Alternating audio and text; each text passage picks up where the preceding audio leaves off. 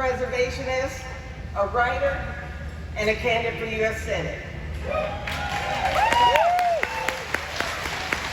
I have been fighting public corruption, fighting for the poor, the marginalized, the low-wage workers for decades here in South Carolina, with partners like Occupy Wall Street, National Organization of Women, Black Voters Matter, Sierra Club, labor unions, and the Poor People's Campaign.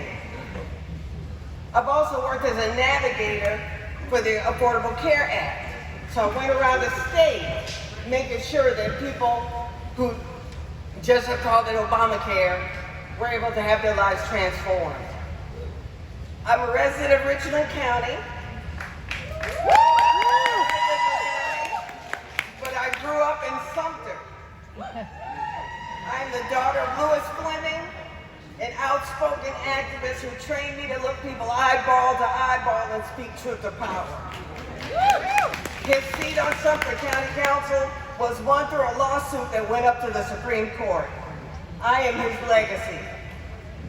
I worked for a decade to preserve the home of Jessica Simpkins, a tireless, fearless champion for the marginalized who spoke the truth to black and white when they were going too slow. I am her legacy. In 2022, I ran in the U.S. Senate race against Tim Scott. In the June primary, despite being outspent 4 times over, I emerged the highest vote getter. And I was the 3rd highest statewide vote getter in South Carolina. So I have all of you to thank for that. This time I'm running against Lindsey Graham, and you know it's kind of a twofer, because Tim Scott is Lindsey Graham's co-chair. So I can't wait for the opportunity to challenge both of them on behalf of the single mother, the unhoused, the recently unemployed, and those trying to pay their mortgages. Lindsey Graham is also a twofer. He's a disaster at home, he's a disaster abroad.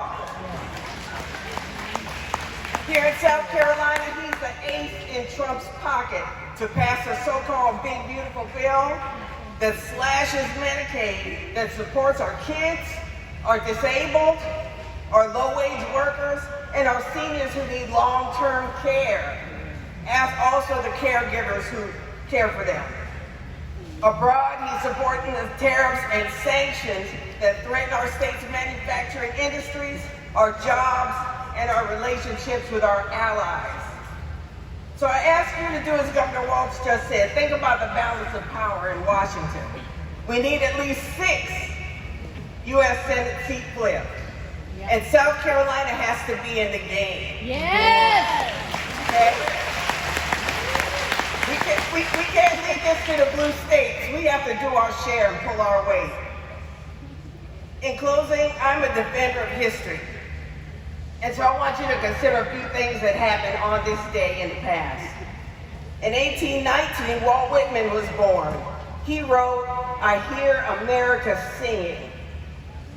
The brick mason, the carpenter, the mother, each singing what belongs to him or her and nobody else. We must keep hearing those songs, those American songs. We must keep hearing those voices, those unique voices. In 1911, on this day, the Titanic first launched. What was meant to be a powerhouse ended in tragedy. We must not let America, driven by Trump and Graham, founder and fall. On this day in 2020, George Floyd was killed by Minneapolis police. With Trump and Graham in charge, police reform has been abandoned. DEI policies have been left behind by corporations. We can't let America fall and fail in its duty to right wrongs. We can't let America fail the test of rule of law, habeas corpus, and our constitutional protections. Yeah. Okay? So I'm Catherine Fleming Bruce. Please find me at catherineflemingbruce.com. Donate and volunteer. I'm asking you today to send a battle-tested veteran activist to the Washington, D.C. front in 2026. We're going to wage war. We're going to deliver victory. Over tyranny, deliver victory. Thank you.